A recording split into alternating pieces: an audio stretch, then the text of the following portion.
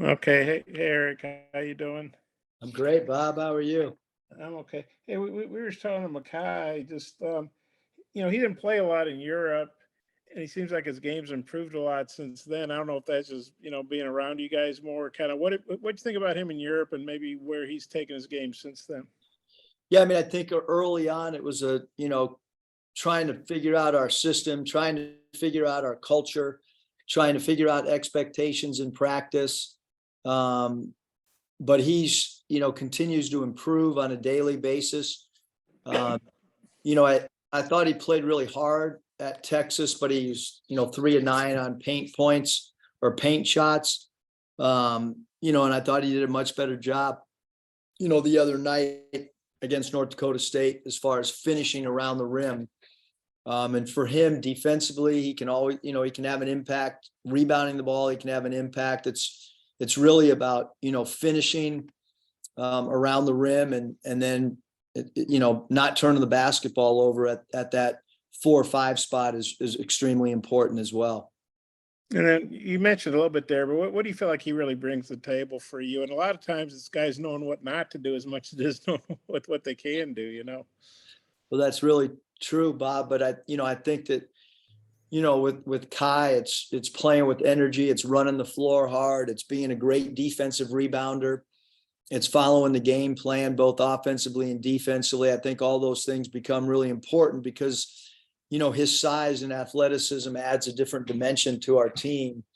He's done a really good job of late of learning the plays and understanding what we're trying to get out of each play. He could be a better, improving in setting screens. I think that's another area that we could really use a player willing to sacrifice offensively for us by setting good screens. I might have a couple more. I'll turn back to Mike. Thanks, Eric. Thanks, Bob. Courtney? Yeah, hey coach. I was wondering what challenges Fordham presents for you guys. Going into that game on Friday. Kind of what do you see from that team? Yeah, so Fordham has they have 5 players which we deem red shooters, meaning guys that we just cannot give a 3-point shot to, and it starts with number 3, Quisenberry, who's an all-league player. Was an all-league player when he played at Youngstown State as well.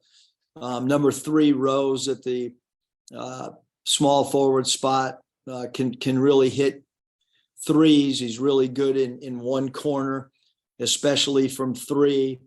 Their point guard, number 24, is another guy that can make shots. They bring a big guy off the bench, number 15, who can make shots, and then number 1. Richardson has a reputation of being a guy that can make shots. So we've got to defend the 3.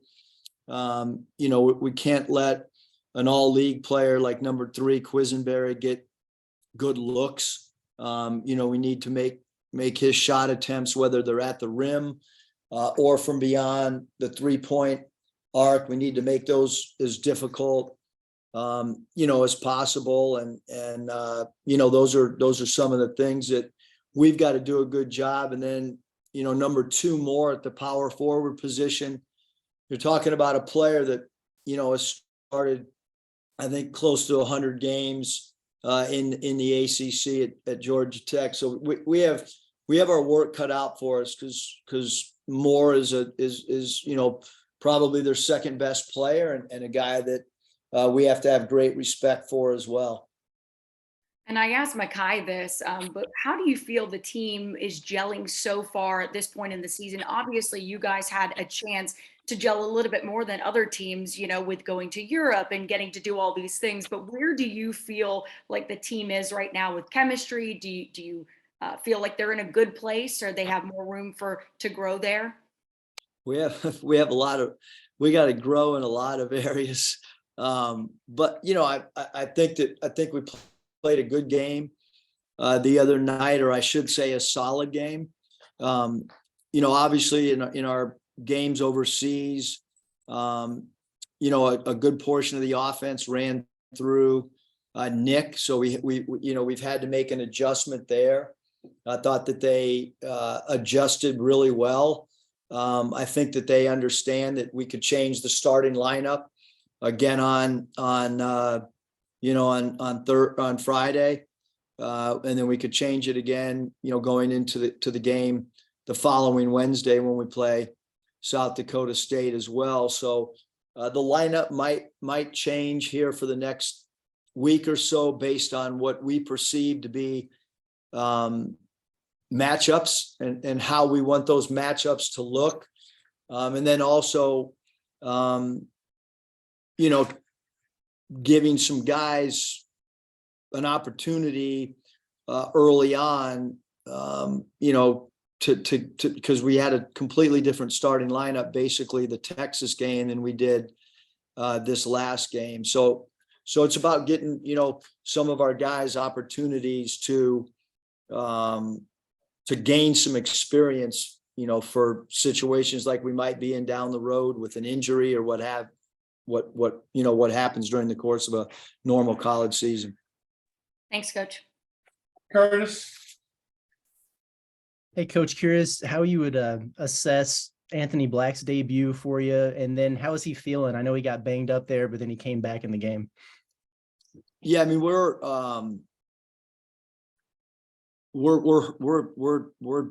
banged up right now. Ricky hurt his elbow. TB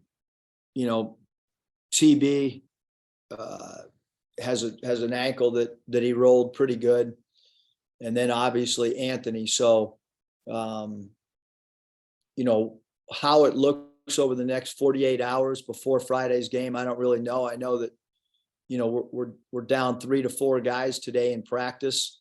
Till I get off with the media, I won't know who's suiting up for practice, but certainly know that, because I got an email this morning and have had some conversations with our trainer that there are 4 guys that will not be going full court today, and will be limited at best to some half court situations. And then just to follow up on Anthony Black and just what you saw from him, how you would assess his first game. I mean, Anthony just does things that normal guys don't. I talked about the hook pass, cross court passes he can make. He was really effective in pick and roll. I think we ran 13 pick and rolls with him and thought he did a good job on reading, getting other people involved. His rebounding gives us a whole different dimension. I mean, when you have a player his size at the point guard position and he can be second on the team in rebounding, there's little things like that that people don't talk about. Him as an inbounder on baseline out of bounds has helped us a lot as well. So I think he's played really well. And then, defensively, I don't have the stats in front of me, but I don't think that North Dakota State point guard scored a field goal. So he did a phenomenal job of using his length and not allowing, the guy that he was assigned to. And then he's really good at covering up for teammates on what we call X outs once we get into defensive rotations, stuff that a fan could never probably notice, but certainly I got a 3-page report here from Coach Smart on our defensive grades. And everybody's graded out there, and he's graded pretty well defensively. Scotty. So is that like the Keith Smart version of Pro Football Focus? What do those defensive grades look like? It's probably pretty similar. It's kind of over my head too, a lot of the grading system. I need clip notes. Yeah, I was curious. I wanted to ask you about your interior defense. I think North Dakota State was like 12 of 29 combined in the lane in the restricted area. What do you think led to that? What was working for you guys? Yeah, I thought, from a post defensive standpoint, we did a good job of digging with the 4 players that were not guarding the post. I thought that our post met North Dakota State's post early and didn't, we had some physicality as they got into scoring range, where we call it meet and greet.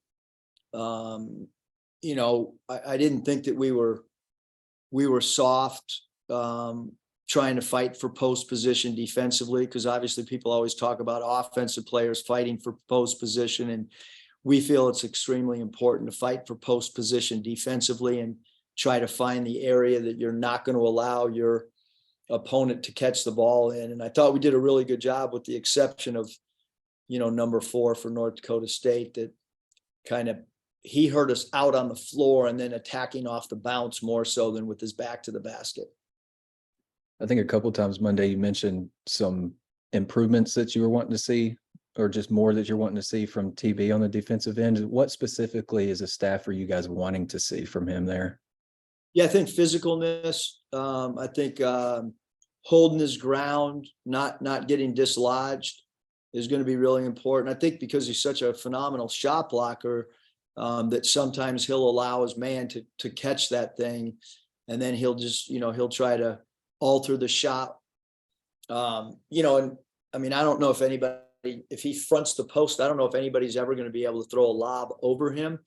So we just want to try to encourage him to get in the habit of post fronts, maybe a little bit more than what we saw, you know, against North Dakota State. Now, lastly, I'm curious if there's anything maybe in your rewatch of the opener or your post-game analysis that caught your eye that maybe didn't in real time. Not really. I mean, I think defensively we played really hard. You know, I like the way that our 3, you know, 2 of our transfers and Devo, I thought those 3 guys offensively were really good. You know, basically, I guess 8 hours before tip-off, Ricky was not going to start. I thought he approached, you know, his mindset all week, thinking that he was going to come off the bench. I think he had a great mindset. Obviously, you know, that was the first time since Brazile has been with us that he came off the bench, because he started every game overseas, to my knowledge. And he started, you know, the 2 exhibition games, and then I made a decision to bring him off the bench, and I thought he responded really well. So I think there was a lot of real positives. You know, I thought North Dakota State kind of packed it in, and I thought we did a great job with our shot selection from 3. We only took 10 threes.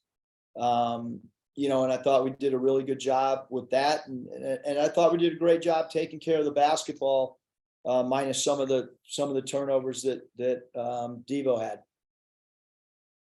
Demetrius, you got a question? You're on mute. Bob, follow-up question? Yeah, Eric, any chance Nick could play in this game, or kind of what's his status right now? Yeah, I think just, you know, the same as it has been, Bob, just that it's day to day, and you know, he's not going to practice today. He's not going to practice tomorrow. So, you know, I would anticipate that he, you know, is not going to play. But again, I think that kind of leave that up to the trainer and Nick. But the anticipation is right now that, you know, we got to try to worry about getting these other guys that did play, get them close to being as healthy as possible. And then Makai mentioned, you know, that Rhode Island played at Fordham last year and got beat. Of course, you know, he's obviously on a different team now with you guys, and Fordham's had some turnover, but I think they have a couple guys that are still there. But I don't know, has he talked to you about getting a little revenge or anything like that? Not really, Bob, and probably one guy that I won't ask, you know, for a scouting report from will probably be Kai. I don't think I'll refer to Kai on any scouts, whether he played against somebody or not. I think I'll go off what our staff and our eyeballs, and we just want Kai to focus on playing. Okay, and then obviously it's the second. I guess it's at least the second set of twins you had. Maybe you had some others, but what was it like recruiting him and his brother, and just how do you think they're fitting in? You know, with the team, kind of, you know, I don't know, culture wise or off the court. You know, just kind of fitting in with you guys. Yeah, I think that number one, their teammates really like both Kai and Kel. They really respect them. You know, I think from a size standpoint, the guys on the team and the guys in the locker room think that both of them can help us. I think that it was culture, expectations, accountability, a lot of newness for both of them, and a adjustment that has continued up until this day. And I think they've done a good job. They continue to improve. They continue to understand our expectations on and off the floor. But they're growing in that aspect of how hard we practice, expectations across the board. They continue to move in the right direction. And I know she did a golf themed pregame talk. I saw it on Twitter. You don't strike me as a golfer. I don't think you have the patience or the temperament. To No, I mean, play some the guy game. tweeted out that I didn't use the proper phrasing with sand pit or whatever. I mean, the amount of golf that I've played is, well, I'll tell you a quick story, Bob. Okay. My dad spoke and got golf clubs at a speaking engagement, and they sat in my garage when I was growing up in San Diego for about 3 years. And then finally my mom said to my dad, hey, why don't you take Eric out to golf and teach him, you know, kind of broaden his, you know, so it's not always basketball, baseball, and football. And my dad took me to a golf course, and we played one hole. It took a long time. And my dad said, do you like this? And I said, no. And he took the clubs, he threw them in the water. And then we went to a movie. And then when we got back, my mom asked how the golf game went. And my dad and I looked at each other and we said we loved it, even though we went and watched the Pink Panther. That was the movie we watched that day. But my mom thought we golfed. You know, to this day, she probably still think we golfed at Torrey Pines, although we were in a movie theater. Yeah. Well, it's But there was good life lessons in that driving range speech, Bob. Yeah. Did your mom ask where the clubs were when you guys didn't bring them home? She never noticed. Okay. Yeah, I know nothing about golf. I play a little putt, but I think it's called a sand trap. But I don't know. If I'm tired and want to go to sleep, I'll turn on golf. It puts me to sleep. You can Yeah. go with bunker too. Final question, Demetrius. And Musk, I know Nick didn't play. Do you think that somewhat helped the other guys kind of develop as an offensive scheme and kind of what they can do on the court without your leading scorer, or kind of in the face of what everybody thought would be the leading scorer?